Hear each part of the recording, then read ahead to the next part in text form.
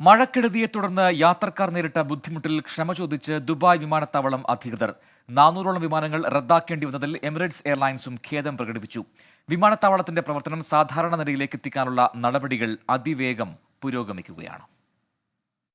ദുബായിൽ പെയ്ത കനത്ത മഴ ലോകത്തിലെ ഏറ്റവും തിരക്കേറിയ വിമാനത്താവളങ്ങളിൽ ഒന്നായ ദുബായ് അന്താരാഷ്ട്ര വിമാനത്താവളത്തിന്റെ പ്രവർത്തനത്തെ കഴിഞ്ഞ 4 ദിവസമായി തടസ്സപ്പെടുത്തിയിരിക്കുകയാണ്.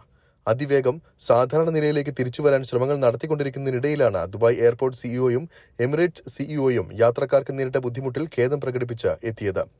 വിമാനത്താവളം വൃത്തിയാക്കാനും റൺവേകൾ വീണ്ടും തുറക്കാനും യാത്രാ സൗകര്യങ്ങൾ പുനഃസ്ഥാപിക്കാനുമുള്ള ശ്രമം തുടരുകയാണെന്നും എത്രയും വേഗം ദുബായ് വിമാനത്താവളത്തിന്റെ സാധാരണ നിലയിലുള്ള പ്രവർത്തനങ്ങൾ പുനഃസ്ഥാപിക്കുമെന്നും ദുബായ് എയർപോർട്ട് സിഇഒ പോൾ ഗ്രിഫിറ്റ്സ് പറഞ്ഞു.